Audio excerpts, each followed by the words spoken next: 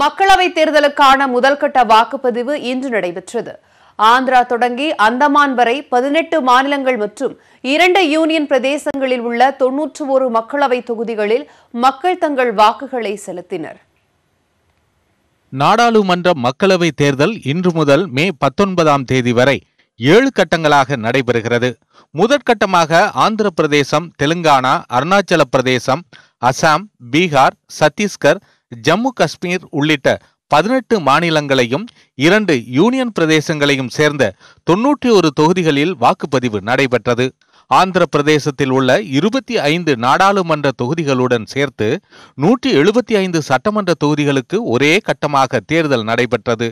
இதேபோன்று தெலுங்கானாவில் 17 மக்களவை தொகுதிகளுக்கும், அருணாச்சல பிரதேசத்தில் உள்ள 2 தொகுதிகளுக்கும், அசாமின் 5 தொகுதிகளிலும் தேர்தல் நடைபெற்றது. பீகார் மற்றும் ஒடிசாவில் தலா 4 தொகுதிகளிலும், சத்தீஸ்கர், மணிப்பூர், திரிபுரா, மிசோரம், நாகாலாந்து, சிக்கிம், லட்சத்தீவு, அந்தமான் நிக்கோபார் ஆகிய இடங்களில் தலா ஒரு தொகுதியிலும் மக்கள் வாக்குகளை பதிவு செய்தனர். இது தவிர மகாராஷ்டிராவின் 7 இடங்கள், உத்தரப்பிரதேசத்தின் 8 தொகுதிகள் ஆகியவற்றிலும் வாக்குப்பதிவு நடைபெற்றது. ஜம்மு காஷ்மீர், மேகாலயா, மேற்கு வங்கம் ஆகிய மாநிலங்களில் தலா 2 இடங்களில் வாக்குப்பதிவு நடைபெற்றது. உத்தரகாண்டில் 5 தொகுதிகளுக்கான வாக்குப்பதிவு நடைபெற்றது. மகாராஷ்டிரா மாநிலம் நாக்பூரில் காலை 7 மணிக்கே வாக்குச்சாவடிக்கு வந்த RSS அமைப்பின் தலைவர் மோகன் பகவத் தனது வாக்கை பதிவு செய்தார். காஷ்மீர் மாநிலம் ஜம்முவில் வாக்காளர்கள் காலை முதலே வரிசையில் காத்திருந்து தங்கள் வாக்குகளை பதிவு செய்தனர். உத்தரப்பிரதேச மாநிலம் பக்பட் பகுதியில் வாக்குச்சாவடிகளுக்கு வந்த வாக்காளர்களுக்கு மலர் தூவியும் மேலதாளம் இசைத்தும் உற்சாக வரவேற்பு அளிக்கப்பட்டது.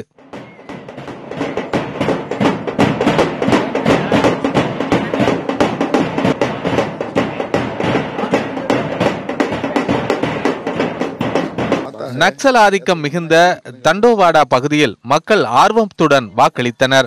ஆனால் ஒடிசா மாநிலம் கலகண்டியில் மாவோயிஸ்டுகள் ஆதிக்கம் காரணமாக 15 வாக்குச்சாவடிகளில் ஒரு வாக்கு கூட பதிவாகவில்லை என்பது குறிப்பிடத்தக்கது. உலகின் மிக குறைந்த உயரம் கொண்ட பெண்ணான ஜோதி அம்கே மகாராஷ்டிராவின் நாக்பூரில் தனது வாக்கை பதிவு செய்தார்.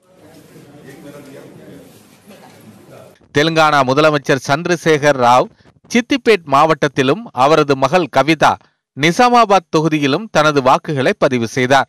இதனிடையே காஷ்மீரில் சில வாக்குச்சாவடிகளில் காங்கிரஸ் கட்சியின் சின்னத்திலும், சில வாக்குச்சாவடிகளில் பாஜகவின் சின்னத்திலும் வாக்குகள் பதிவாகவில்லை என புகார் எழுந்ததை அடுத்து வாக்கு எந்திரங்கள் மாற்றப்பட்டன. உத்தரகாண்ட் முதலமைச்சர் திரிவேந்திர சிங், அசாம் முதலமைச்சர் சர்பானந்தா சோனாவால், மகாராஷ்டிரா முதலமைச்சர் தேவேந்திர பட்னாவிஸ், AIMIM கட்சியின் தலைவர் ஓவைசி, மத்திய அமைச்சர் நிதின் கட்கரி ஆகியோரும் இன்று தங்களது வாக்குகளை பதிவு செய்தனர். மக்களவைத் தேர்தலுக்கான முதல்கட்ட வாக்குப்பதிவில் வாக்காளர்களுக்கு விரலில் வைக்கப்பட்ட மை சில நிமிடங்களில் அழிந்து போனது சர்ச்சையை ஏற்படுத்தியுள்ளது. உத்தரப்பிரதேச மாநிலம் நொய்டாவில் நியூஸ் 18 குழுமத்தை சேர்ந்த நிர்வாக ஆசிரியர் பூபேந்திர சௌபே வாக்களித்துள்ளார். வாக்களிப்பதற்காக அவரது விரலில் வைக்கப்பட்ட அழியாத மை சில நிமிடங்களிலேயே அழிந்து போனது. தனது விரலில் மை அழிந்ததை பூபேந்திர வெளிப்படுத்தியதை தொடர்ந்து ஏராளமானோர் தங்களுக்கும் மை அழிந்ததாக தெரிவித்துள்ளது சர்ச்சையை ஏற்படுத்தியுள்ளது.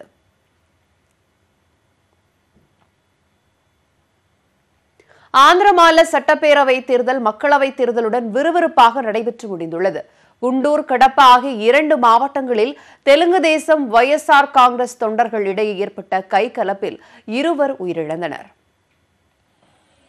ஆந்திர மாநிலத்தில் 175 சட்டப்பேரவை தொகுதிகளுக்கும் 25 மக்களவை தொகுதிகளுக்கும் இன்று வாக்குப்பதிவு நடைபெற்றது. இந்த தேர்தலில் முதலமைச்சர் சந்திரபாபு நாயுடுவின் தெலுங்கு தேசம், ஜெகன்மோகன் ரெட்டியின் YSR காங்கிரஸ், நடிகர் பவன் கல்யாணின் ஜனசேனா இடையே மும்முனை போட்டி நிலவுகிறது. சித்தூர் மாவட்டம் குப்பம் தொகுதியில் சந்திரபாபு நாயுடுவும் அவரது மகனான நாரா லோகேஷ் மங்களகிரி தொகுதியிலும் போட்டியிடுகின்றனர். தந்தையும் மகனும் குடும்பத்துடன் சென்று அமராவதியில் உள்ள வாக்குச்சாவடி மையத்தில் வாக்களித்தனர்.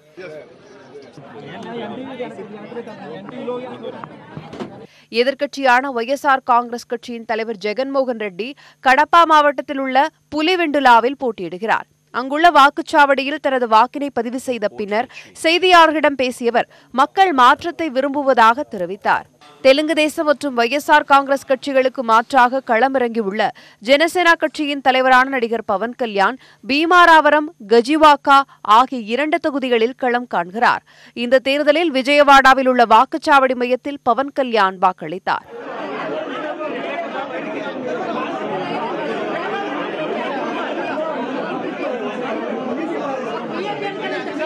ஆந்திராவின் நகரியில் வைஎஸ்ஆர் காங்கிரஸ் கட்சி வேட்பாளரான நடிகை ரோஜா செல்வமணி தனது வாக்கினை பதிவு செய்தார்.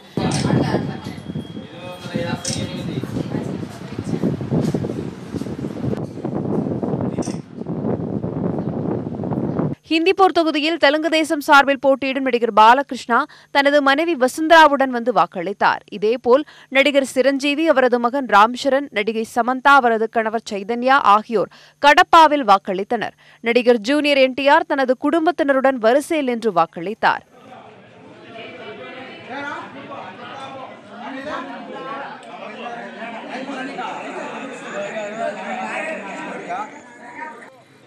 ஆந்திராவில் சுமார் 92,000 மின்னணு வாக்குப்பதிவு இயந்திரங்கள் வேலை செய்யாத நிலையில் வெறும் 43 இயந்திரங்களுக்கே மாற்று ஏற்பாடு செய்து கொடுக்கப்பட்டுள்ளதாக கூறப்படுகிறது.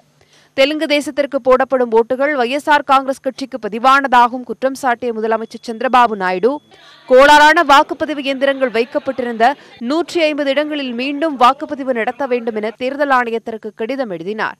குந்தக்கல் தொகுதிக்குட்பட்ட குத்தி வாக்குச்சாவடி மையத்தில் வாக்கு இயந்திரம் அமைப்பது தொடர்பாக தேர்தல் அலுவலர்களுடன் வாக்குவாதத்தில் ஈடுபட்டு வாக்கு இயந்திரத்தை போட்டு உடைத்த ஜனசேனா MLA வேட்பாளர் மதுசூதன் குப்தா கைது செய்யப்பட்டார்.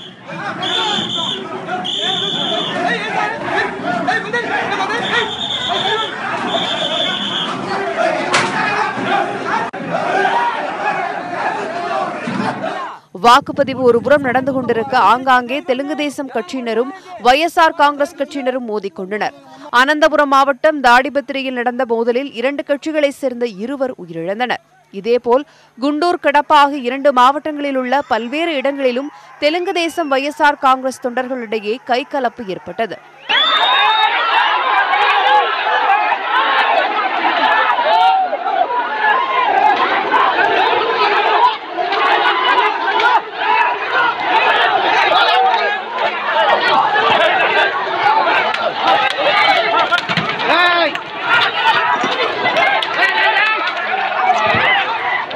சித்தூர் மாவட்டம் கட்டகிந்தப்பள்ளியில் கள்ள ஓட்டு போடுவதை தடுக்க முயன்ற பூந்தல்பட்டு தொகுதி வேட்பாளர் பாபு மீது தெலுங்கு தேசம் கட்சியினர் தாக்குதல் நடத்தினர். அவரை குண்டுகட்டாக தூக்கி வந்து மருத்துவமனையில் அனுமதித்தனர். குண்டூர் மாவட்டம் உப்பளபாடு கிராமத்தில் தேர்தல் தொடர்பான செய்தி சேகரிக்க சென்ற பத்திரிகையாளர் மற்றும் ஒளிப்பதிவாளர்கள் மீது வைஎஸ்ஆர் காங்கிரசார் தாக்குதல் நடத்தினர். கடப்பாவில் வாக்களிக்க செல்லும் முன்பு பொதுமக்களுக்கு தெலுங்கு தேசம் கட்சியினர் பணப்பட்டுவாடா செய்த காட்சியும் வெளியானது.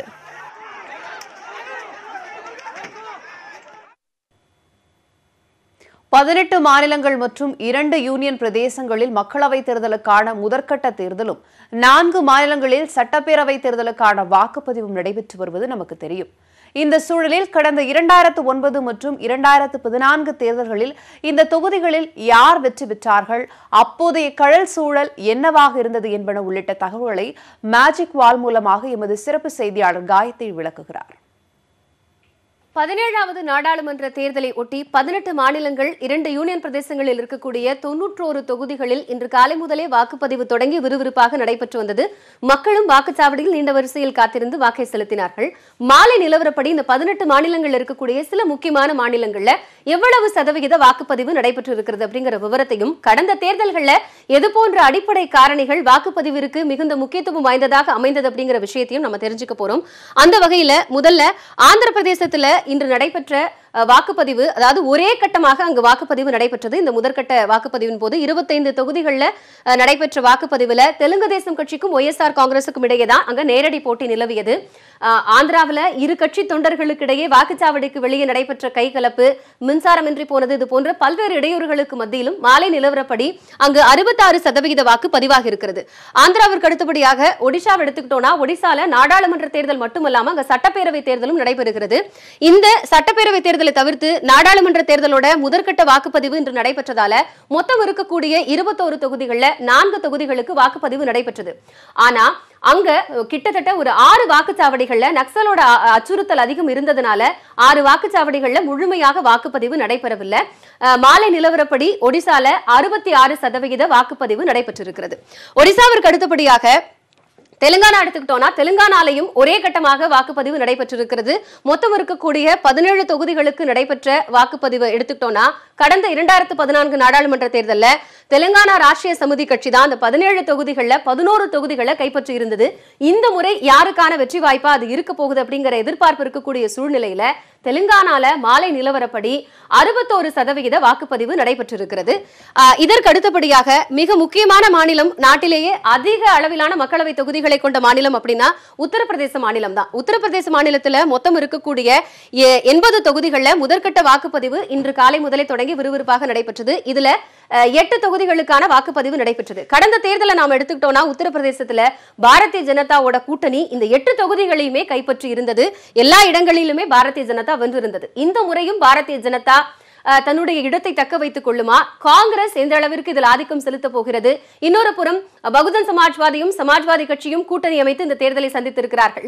அவர்களுக்கு எவ்வளவு இடங்கள் கிடைக்க போகின்றன என்பது எதிர்பார்ப்பெல்லாம் ஒரு புறம் இருக்க, மாலை நிலவரப்படி உத்தரப்பிரதேசத்தில் 66% வாக்குப்பதிவானது நடைபெற்றிருக்கிறது. உத்தரப்பிரதேசத்துக்கு அடுத்தபடியாக மேற்கு வங்க மாநிலத்தை எடுத்துக்கிட்டோம்னா மொத்தமா இருக்கக்கூடிய 42 தொகுதிகள்ல இன்னைக்கு முதற்கட்ட வாக்குப்பதிவு நடைபெற்றதுல கிட்டத்தட்ட 2 தொகுதிகளுக்கான முதற்கட்ட வாக்குப்பதிவு நடைபெற்றது.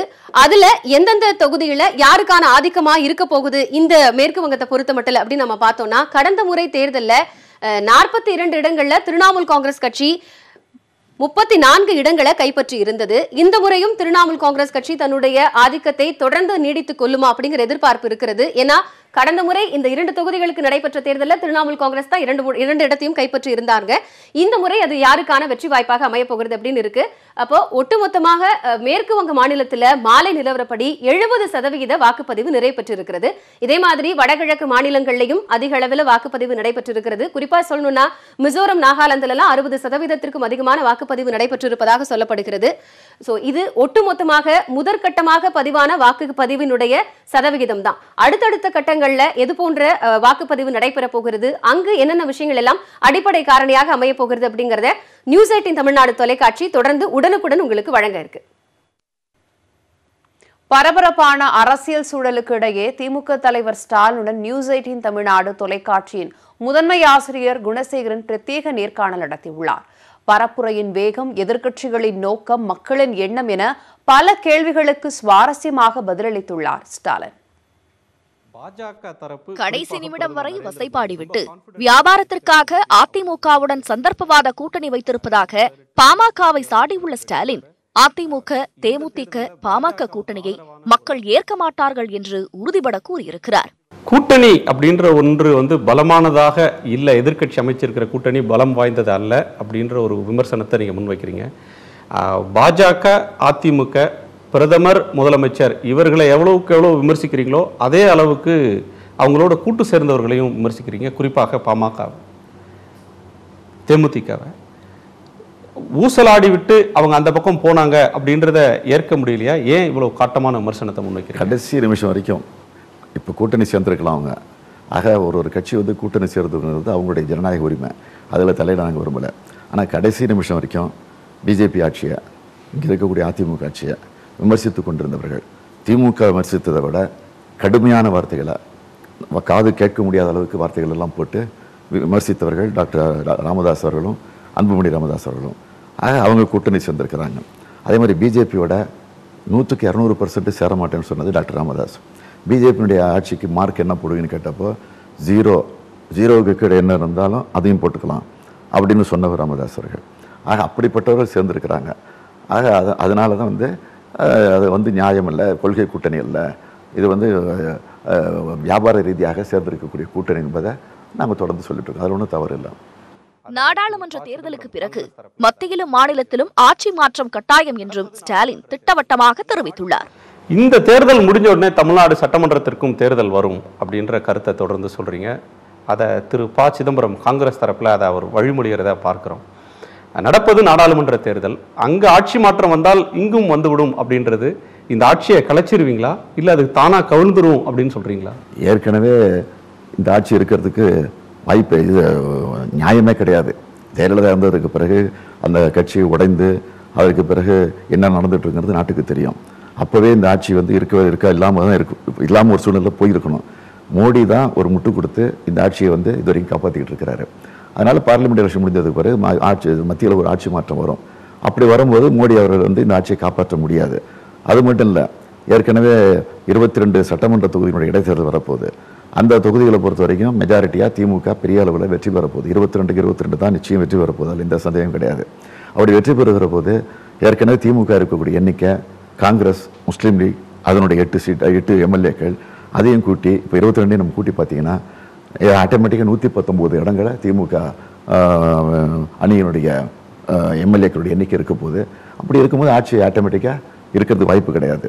ஒருவேளை ஆட்சி மாற்றமா அல்லது தேர்தல் மூலமாக ஆட்சி மாற்றமா என்பது அன்றைக்கு இருக்கக்கூடிய சூழ்நிலையை பொறுத்து அது நிச்சயம் அமையும். இந்த 22 இடைத்தேர்தலிலும் வெற்றி பெறுவீங்க. அதன் மூலமாக உங்களுடைய பெரும்பான்மைன்றது அதிகரிச்சிடும். அதிமுக பெரும்பான்மை திமுக பெரும்பான்மை அதிகரிக்கிறது ஒண்ணு, அவங்களுடைய எண்ணிக்கை குறைஞ்சிருதுல. மெஜா ஆட்சியில் இருக்கணும்னா பாதிக்கு மேல ஒரு சீட்டு கூட இருக்கணும்ல. 234னா 117 118 இடங்கள் அவங்க இருக்கணும். ஆட்டோமேட்டிக்கா இல்லாமல் போயிடுது இல்ல. தேர்தல் பரப்புரையின் பொழுது பாஜக, அதிமுக மற்றும் கூட்டணி கட்சிகளை வறுத்தெடுக்கும் ஸ்டாலின் அமமுகவையோ மக்கள் நீதி மையத்தையோ கண்டுகொள்வதில்லை. இது பற்றிய கேள்விக்கு ஆட்சியாளர்கள்தான் எங்கள் இலக்கு என அலட்டிக் கொள்ளாமல் பதில் கொடுத்துள்ளார் ஸ்டாலின். மோடி அலை வீசுவதாக எதிர் அணி பரப்புரை மேற்கொண்டுள்ள நிலையில் அப்படி ஒரு அலை வீசவில்லை, எதிர் அலைதான் வீசுகிறது என்கிறார் ஸ்டாலின். பாஜக தரப்பு குறிப்பாக பிரதமர் நரேந்திர மோடி ரொம்ப கான்பிடென்ட்டா இருக்கிறது மாதிரி அவங்களோட ஊடக பேட்டிகள் இருக்கு. நியூஸ் 18க்கு கொடுத்த ஒரு சிறப்பு பேட்டியில் கூட இந்த தேர்தலில் பாஜகவுக்கு ஆதரவான ஒரு அலை வீசுகிறது, கடந்த தேர்தலில் வெற்றி பெற்றதை விட கூடுதல் இடங்களில் வெற்றி பெறுவோம், புதிய நண்பர்களோடு சேர்ந்து ஆட்சி அமைப்போம் அப்படின்னு நரேந்திர மோடி திட்டவட்டமாக சொல்றார். எடப்பாடிக்கே நம்பிக்கை இருக்கும்போது ஏன் மோடிக்கு நம்பிக்கை இருக்காது? எடப்பாடியே பேச ஆரம்பிச்சிட்டாரு, இந்தியாவுக்கு பாதுகாப்பு இவர் தான், இவர் இருந்தால் தான் இந்தியா வந்து பாதுகாக்கப்படும் அப்படின்னா ஒரு நம்பிக்கையோட பேச ஆரம்பிச்சு. எடப்பாடிக்கே அந்த நம்பிக்கை வரும்போது மோடிக்கு நம்பிக்கை வரல, ஒன்றும் ஆச்சரியம் இல்லை. அந்த நம்பிக்கை பலிக்கும் நினைக்கிறீங்களா? அதாவது எடப்பாடி நம்பிக்கை வந்து பலிக்க போறதில்லை, அதனால மோடியுடைய நம்பிக்கையும் பலிக்க போறதில்லை. அப்ப நரேந்திர மோடிக்கு எதிர்ப்பான அலை தமிழ்நாட்டில் இருக்கு அப்படின்னு நீங்க உணர்றீங்களா? உறுதியாக இருக்கு, அதுல எந்த சந்தேகம் கிடையாது. மோடிதான் பிரதமர் வேட்பாளர் என பாஜக கூட்டணி உறுதியாக கூறி தேர்தலை சந்திக்க, ஐக்கிய முற்போக்கு கூட்டணியில் பிரதமர் வேட்பாளர் பற்றி நூலிழையில் ஒரு சந்தேகம் எழுப்பப்படுகிறது. ராகுலை பிரதமர் வேட்பாளராக ஸ்டாலின் அறிவிக்க மமதா பானர்ஜி, மாயாவதி போன்ற தலைவர்கள் இதனை ஏற்றுக்கொள்ளவில்லை. இந்நிலையில் ராகுலை அவசரப்பட்டு பிரதமர் வேட்பாளராக அறிவிக்கவில்லை, அவசியம் ஏற்பட்டதால் தான் அறிவித்தேன் என்கிறார் ஸ்டாலின். தேர்தலுக்கு பிறகு எந்த காலத்திலும் எந்த சூழ்நிலையிலும் பாஜகவிற்கு ஆதரவு கொடுக்க மாட்டோம் என்றும் அவர் திட்டவட்டமாக கூறியுள்ளார்.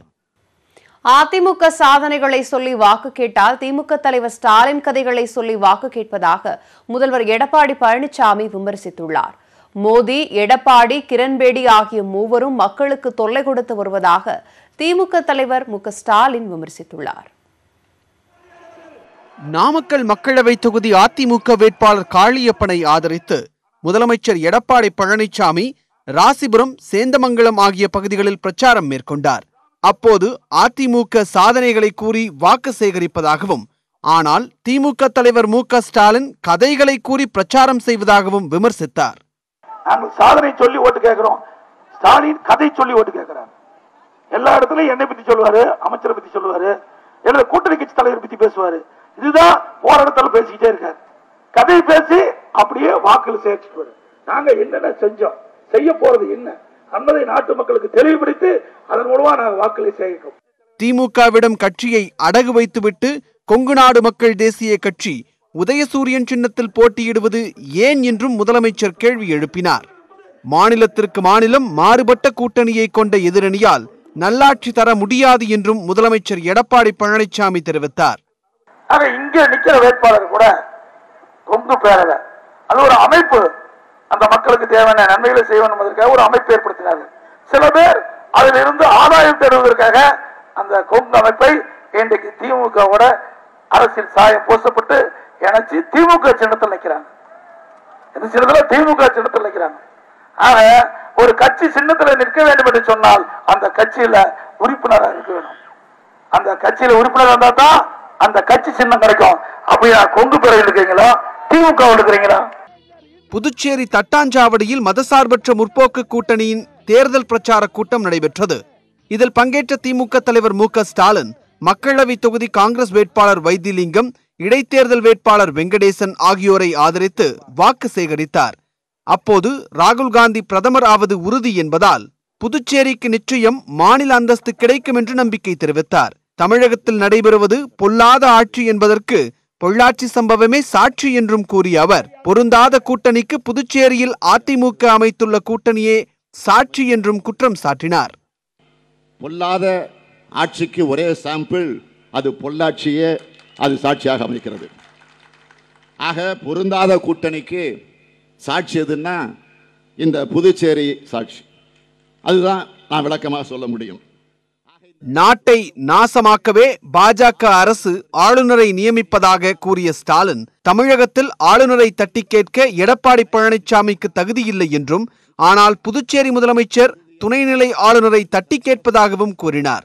பாஜகவின் தேர்தல் அறிக்கை வெறும் கனவு, கற்பனைகள் நிறைந்த காகிதம் என்றும் ஸ்டாலின் விமர்சனம் செய்தார்.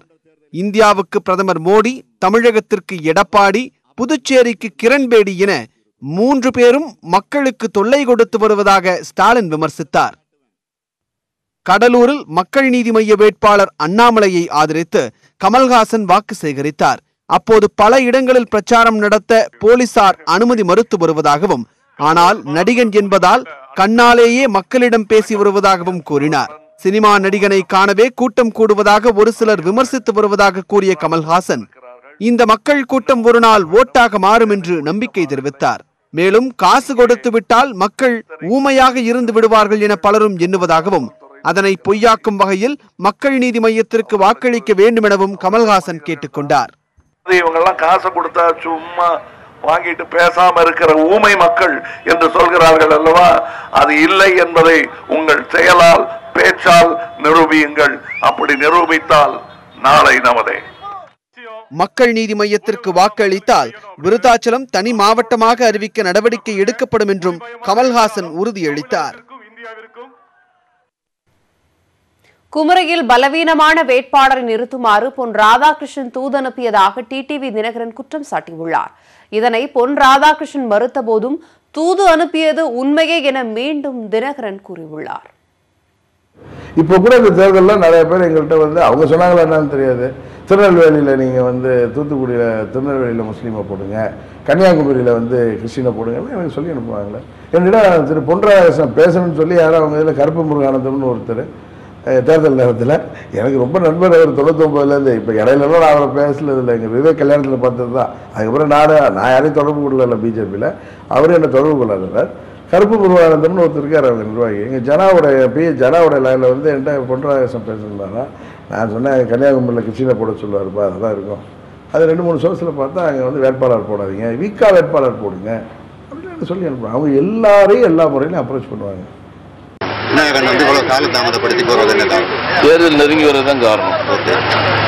அது 1000 பொய்யை சொல்லி ஒரு கல்யாணத்தை பண்ணணும்னு நினைப்பாங்க. ஓகே, இந்த 10,000 பொய்யை சொல்லி ஒரு எலெக்ஷனை முடிக்க முடியுமான்னு பார்க்குறேன். பாஜக கூட இணைய ஏதாவது அவர் முயற்சிகள் மேற்கொண்டிருக்காரு, அந்த மாதிரி ஏதாவது?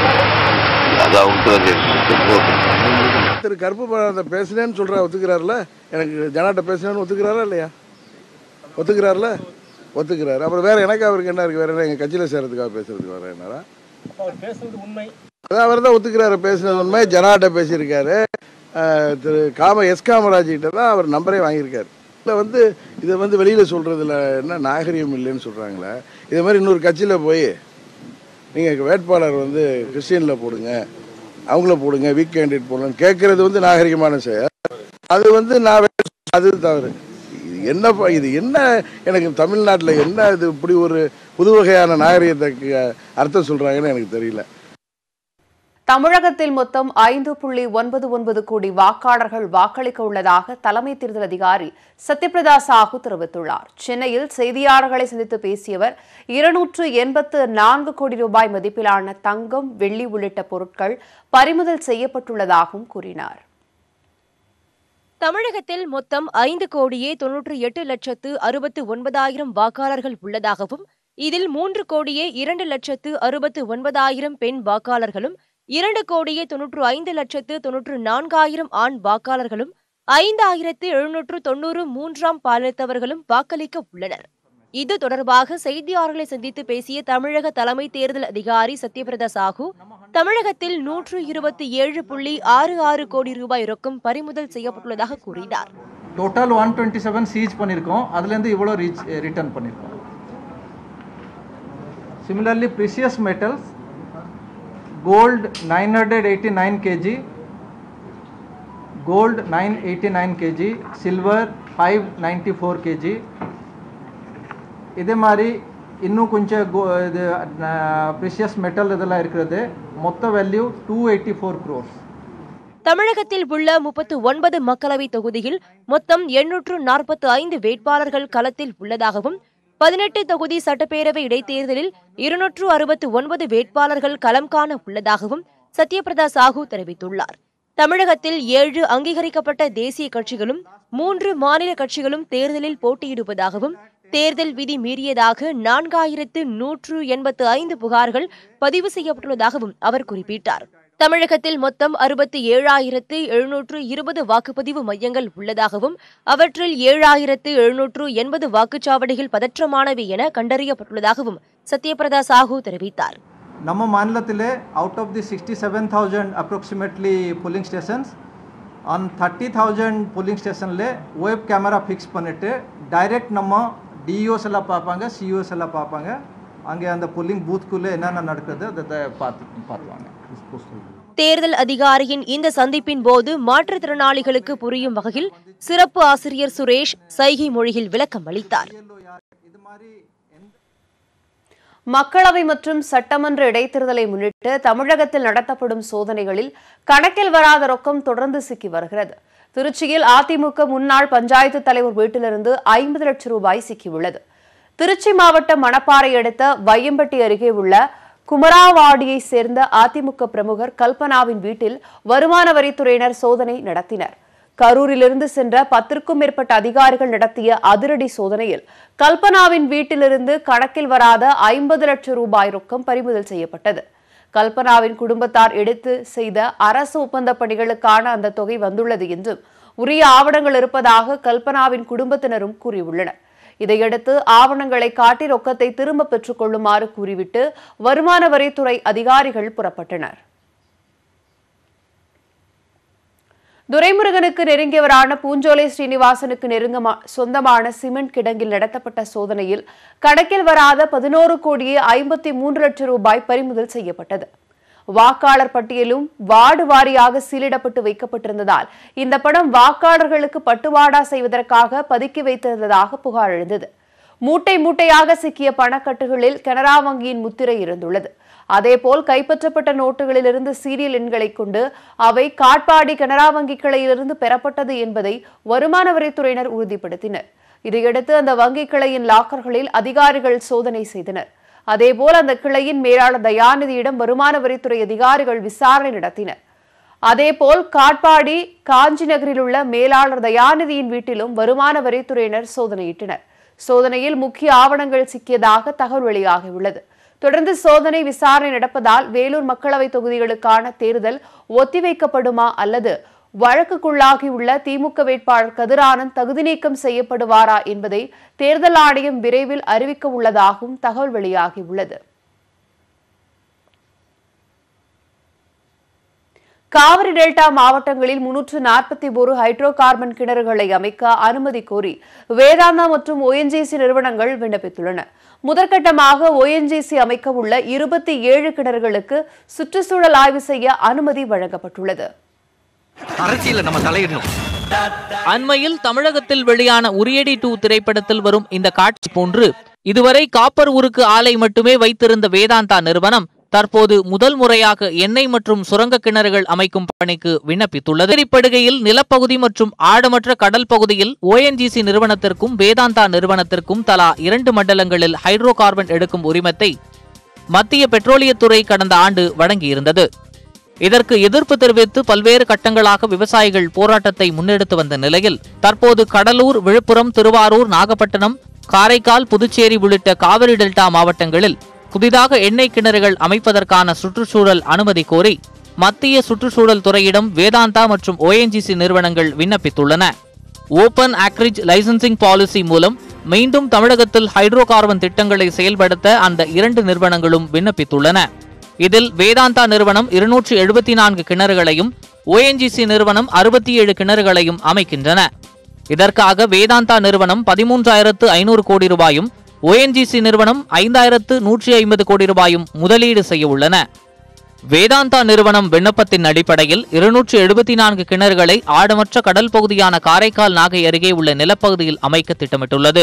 ஏற்கனவே அந்த இடங்களில் எண்ணெய் எரிவாயு கிணறுகள் அமைத்திருக்கும் ONGC நிறுவனம் 27 கிணறுகளுக்கு முதற்கட்டமாக சுற்றுச்சூழல் ஆய்வு செய்ய அனுமதி வழங்கப்பட்டுள்ளது. சீர்காழி, தரங்கம்பாடி, கீழ்வேலூர், வேதாரண்யம், கோட்டுச்சேரி, திருமலைராயன், திண்டிவனம், வானூர், காரைக்கால், புவனகிரி, பெரியகுடி ஆகிய இடங்களில் இந்த கிணறுகள் அமைய உள்ளன. தூத்துக்குடியில் ஸ்டெர்லைட் ஆலை மூலம் பெரும் சுற்றுச்சூழல் பாதிப்பை ஏற்படுத்திய வேதாந்தா நிறுவனத்திற்கு ஹைட்ரோ கார்பன் எடுப்பதற்கான உரிமம் வழங்கப்பட்டால் சுற்றுச்சூழலுக்கு பெரும் அச்சுறுத்தலாக இருக்கும் என விவசாயிகள் வேதனை தெரிவித்துள்ளனர். இது தேர்தல் காலம். தேர்தல் காலத்தில் கூட தமிழக மக்களை வஞ்சிக்க வேண்டும் என்பதற்காக இந்த அரசு பன்னாட்டு நிறுவனங்களுக்கும் ONGC போன்ற நிறுவனங்களுக்கும் வேதாந்தா நிறுவனங்களுக்கும் இங்க இருக்கின்ற விளைநிலங்களை கொடுக்கின்ற நடவடிக்கை என்பது கண்டிக்கத்தக்கது. இது பாதுகாக்கப்பட்ட வேளாண் மண்டலமாக அறிவிக்க வேண்டுமே தவிர எண்ணெய் எரிவாயு எடுப்பதற்கான இடம் இது அல்ல. இது உணவு உற்பத்திக்கான இடம் என்பதை உறுதிப்படுத்த வேண்டும். இந்த மீத்தேன் ஹைட்ரோ கார்பன் திட்டத்தை செயல்படுத்தினால் காவிரி பசுமை மண்டலமே அழிந்து போகிற நிலைமை என்பது ஏற்படும். அனுமதியே கொடுத்தால் கூட அதை செயல்படுத்த விடாம தடுக்கிற முயற்சியில் நாங்கள் போராடுவோம் என்பதை தெரிவித்துக் கொள்ள விரும்புகிறோம். கடலோர மாவட்ட மக்களிடம் கருத்துக்களை கேட்காமல் விதிகளை மீறி ஹைட்ரோ கார்பன் எடுக்க இன்று வேதாந்தா, ONGC நிறுவனங்கள் முயற்சித்திருப்பதாக பேராசிரியர் ஜெயராமன் குற்றம் சாட்டியுள்ளார். ஹைட்ரோ கார்பன் திட்டம் என்பது என்னன்னு சொன்னா, ஒரே லைசன்ஸ், ஒற்றை லைசன்ஸை எடுத்துக்கிட்டு அத்தனை வகை எண்ணெய் எரிவாயுவையும் எடுத்துக்கொள்வதற்கான ஒரு மோசமான ஒரு திட்டத்திற்கு பேரு ஹைட்ரோ கார்பன் திட்டம்னு பேரு. முன்ன நாம தடுத்து நிறுத்தினோமே நிலக்கரி படுகை மீத்தேன் எடுப்பு, அதுக்கு பயன்படக்கூடிய அதே ஹைட்ராலிக் பிராக்சரிங் என்று சொல்லக்கூடிய அந்த நீரியல் விரிசல் முறையில் தான் எந்த ஹைட்ரோ கார்பனையும் எடுக்க முடியும். அதை தான் இதுலயும் பயன்படுத்த இருக்கிறாங்க. ஹைட்ரோ கார்பன் எடுக்க வேதாந்தா நிறுவனத்துக்கு அனுமதி அளித்தால் மிக பெரிய அளவில் போராட்டம் நடைபெறும் என்று மத்திய, மாநில அரசுகளுக்கு விவசாயிகள் எச்சரித்துள்ளனர். உத்தரப்பிரதேச மாநிலத்தின் ரேபரேலி தொகுதியில் போட்டியிடும் ஐக்கிய முற்போக்கு கூட்டணி தலைவர் சோனியா காந்தி வேட்புமனு தாக்கல் செய்தார். இதேபோல் அமேதி தொகுதியில் பாஜக சார்பில் போட்டியிடும் மத்திய அமைச்சர் ஸ்மிருதி இரானியும் தனது வேட்புமனுவை தாக்கல் செய்தார். உத்தரப்பிரதேசத்தின் ரேபரேலி மக்களவை தொகுதியில் சோனியா காந்தி 1999 ஆண்டு முதல் தொடர்ந்து அனைத்து தேர்தல்களிலும் வெற்றி பெற்று வருகிறார். அதற்கு முன்பும் கூட ரேபரேலி தொகுதி காங்கிரசின் கோட்டையாகவே இருந்து வந்தது. 1977 ஆண்டு ஜனதா கட்சியும் 1996 மற்றும் 1998 ஆகிய ஆண்டுகளில் நடைபெற்ற மக்களவைத் தேர்தல்களில் பாரதிய ஜனதா கட்சி வெற்றி பெற்றது. தொடர்ந்து 4 மக்களவைத் தேர்தல்களில் ரேபரேலி தொகுதியில் போட்டியிட்டு வென்ற சோனியா காந்தி தற்போது 5வது முறையாக போட்டியிடுகிறார். அமேதி தொகுதியில் ராகுல் காந்தி நேற்று வேட்புமனு தாக்கல் செய்த நிலையில் இன்று சோனியா காந்தி ரேபரேலியில் வேட்புமனு தாக்கல் செய்தார். முன்னதாக அவர் வழிபாட்டில் ஈடுபட்டார்.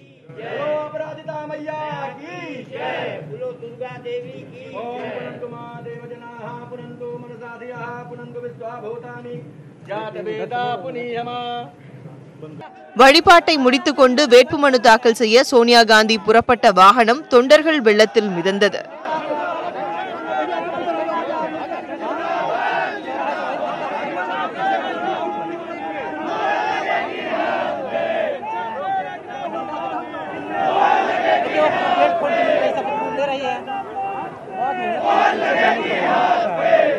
அவருடன் காங்கிரஸ் தலைவர் ராகுல் காந்தி, பொதுச் செயலாளர் பிரியங்கா காந்தி ஆகியோரும் வழிபாடு மற்றும் ஊர்வலத்தில் பங்கேற்றனர். ஊர்வலத்தின் இறுதியில் சோனியா காந்தி தனது வேட்புமனுவை தேர்தல் நடத்தும் அதிகாரியிடம் தாக்கல் செய்தார். பின்னர் செய்தியாளர்களிடம் பேசிய சோனியா காந்தி, பிரதமர் மோடி வெல்ல முடியாதவர் அல்ல என்றும் 2004ஆம் ஆண்டு வெல்ல முடியாத சக்தி என கூறப்பட்ட வாஜ்பாயை தாங்கள் வென்றோம் என்றும் அவர் கூறினார்.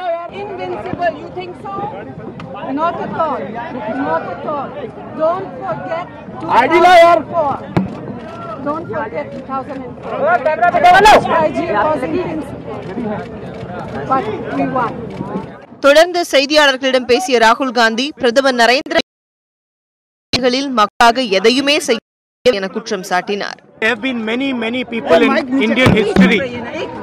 There have been many people in Indian history who have had the arrogance to believe that they are invincible, that they are bigger than the people of India. There is nothing bigger than the people of India. And Mr. Narendra Modi for the last 5 years has done nothing for the people of India. So his invincibility will be on full view after the election results. இதனிடையே அமேதி மக்களவை தொகுதியில் போட்டியிடும் மத்திய அமைச்சர் ஸ்மிருதி இரானி வழிபாட்டுக்கு பிறகு ஊர்வலமாக சென்று வேட்புமனுவை தாக்கல் செய்தார். அவருடன் உத்தரப்பிரதேச முதலமைச்சர் யோகி ஆதித்யநாத் உள்ளிட்ட பாஜக தலைவர்களும் சென்றனர். தொண்டர்கள் புடைசூழ சென்று ஸ்மிருதி இரானி தனது வேட்புமனுவை தாக்கல் செய்தார். இந்நிலையில் அமேதியில் நேற்று மனு தாக்கல் செய்த ராகுலுக்கு உரிய பாதுகாப்பு வழங்கப்படவில்லை என காங்கிரஸ் கட்சி குற்றம் சாட்டியுள்ளது. இது தொடர்பாக உள்துறை அமைச்சகத்துக்கு காங்கிரஸ் கட்சி அனுப்பியுள்ள கடிதத்தில் 3 கிலோமீட்டர் வரை சென்ற வாகன பேரணியில் அவரை நோக்கி லேசர் கதிர்கள் வந்தன என்றும், வேட்புமனுக்கள் செய்துவிட்டு செய்தியாளர்களை சந்தித்த போதும் ராகுலை நோக்கி 7 முறை லேசர் கதிர்கள் பாய்ந்தன என்றும் காங்கிரஸ் கூறியுள்ளது. இதனால் நீண்ட தூரத்தில் இருந்து ரகசியமாக சுடும் துப்பாக்கி மூலம் லேசர் குண்டை பயன்படுத்தி ராகுல் உயிருக்கு குறிவைத்திருக்கலாமோ என்ற சந்தேகம் ஏற்பட்டுள்ளதாகவும், இந்த விவகாரத்தில் உள்துறை அமைச்சகம் உடனே நடவடிக்கை எடுக்க வேண்டும் என்றும் காங்கிரஸ் வலியுறுத்தியுள்ளது. ஆனால் காங்கிரஸ் கட்சியிடமிருந்து இத்தகைய கடிதம் ஏதும் தங்களுக்கு வரவில்லை என உள்துறை அமைச்சகம் மறுத்துள்ளது. நாட்டை மத நம்பிக்கையின் அடிப்படையில் 1947ஆம் ஆண்டு பங்கீடு செய்த காங்கிரஸ் கட்சி பாகிஸ்தானில் உள்ள மத சிறுபான்மையினரின் நிலைமையை குறித்து ஒருபோதும் சிந்தித்ததில்லை என பிரதமர் நரேந்திர மோடி குற்றம் சாட்டியுள்ளார். அசாம் மாநிலம் சிலாச்சர் பகுதியில் நடைபெற்ற தேர்தல் பரப்புரை கூட்டத்தில் பிரதமர் நரேந்திர மோடி பங்கேற்று பேசினார். அப்போது முதல் தலைமுறை வாக்காளர்கள் தங்கள் வாக்கை சிந்தித்தளிக்க வேண்டும் என அவர் கேட்டுக் கொண்டார். எப்போதும் பிரச்சனைகளை உருவாக்குவது மட்டுமே காங்கிரஸ் கட்சியின் வரலாறு என்றும் அவர் தெரிவித்தார்.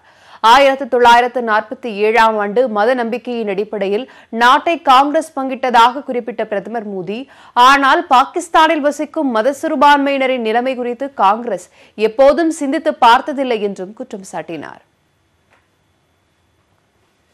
இதனிடையே டார்ஜிலிங்கில் நடைபெற்ற பொதுக்கூட்டத்தில் பேசிய பாஜக தலைவர் அமித்ஷா, தேசிய குடிமக்கள் பதிவேட்டு சட்டம் நிறைவேற்றப்படும் என்றும், இந்தியாவுக்குள் குடியேறியுள்ள அனைத்து அகதிகளும் வெளியேற்றப்படுவார்கள் என்றும் தெரிவித்தார். இந்து மற்றும் புத்த மத அகதிகள் அடையாளம் காணப்பட்டு அவர்களுக்கு மட்டும் குடியுரிமை வழங்கப்படும் என்றும் கூறினார். உள்ளாட்சித்துறை அமைச்சர் எஸ்.பி. வேலுமணி பற்றி பேச திமுக தலைவர் ஸ்டாலினுக்கு தடை விதிக்க சென்னை உயர்நீதிமன்றம் மறுத்துவிட்டது. வேட்பாளர்களை ஆதரித்து பிரச்சாரம் மேற்கொண்டு வரும் திமுக தலைவர் மு க ஸ்டாலின் உள்ளாட்சித்துறை முறைகேடுகள் மற்றும் அந்த துறை அமைச்சரை கடுமையாக விமர்சித்து வருகிறார். குறிப்பாக பொள்ளாச்சியில் நடைபெற்ற பிரச்சார கூட்டத்தில் பேசியவர், ஊழல் செய்யும் அமைச்சர்களில் எஸ்.பி. வேலுமணி முதன்மையானவர் என கூறியிருந்தார். இந்த ஆட்சியில யார் யார் தவறு செஞ்சிருக்கிறாங்களோ அவங்க மேலாம் நாம நடவடிக்கை எடுக்க போகிறோம். அதுல குறிப்பா வேலுமணி மேல லஞ்ச ஒழிப்புத்துறையை வச்சு ஏற்கனவே சில விவரம்லாம் வந்துருச்சு. நமக்கு அவங்க கூட இருக்கிறவங்கள நம்ம இடத்துல இருந்து கொடுத்துட்டாங்க. அதெல்லாம் நம்ம பத்திரமா வச்சிருக்கிறோம். ஏன்னா இப்போ போன நியாயம் கிடைக்காது. நம்ம பொறுப்புக்கு வந்ததுக்கு பிறகு அதெல்லாம் வச்சு நிச்சயமா அவங்கள சிறையில் தள்ளக்கூடிய நிலை தான். இந்நிலையில் தன்னை பற்றி பேச ஸ்டாலினுக்கு தடை விதிக்க கோரியும் 1 கோடி ரூபாய் மான நஷ்ட தொகை வழங்க கோரியும் அமைச்சர் எஸ்.பி. வேலுமணி தரப்பில் சென்னை உயர்நீதிமன்றத்தில் வழக்கு தொடரப்பட்டது. இந்த வழக்கு நீதிபதி சுப்பிரமணியன் முன்பு விசாரணைக்கு வந்தபோது, தேர்தல் பிரச்சாரங்களில் இரு தரப்பினரும் ஒருவரை ஒருவர் குற்றம் சாட்டுவது இயல்புதான் என குறிப்பிட்ட நீதிபதி எஸ்.பி. வேலுமணி பற்றி பேச ஸ்டாலினுக்கு தடை விதிக்க மறுத்துவிட்டார். இருப்பினும் இது தொடர்பாக வரும் 16ஆம் தேதிக்குள் பதிலளிக்க ஸ்டாலினுக்கு நீதிபதி உத்தரவிட்டார்.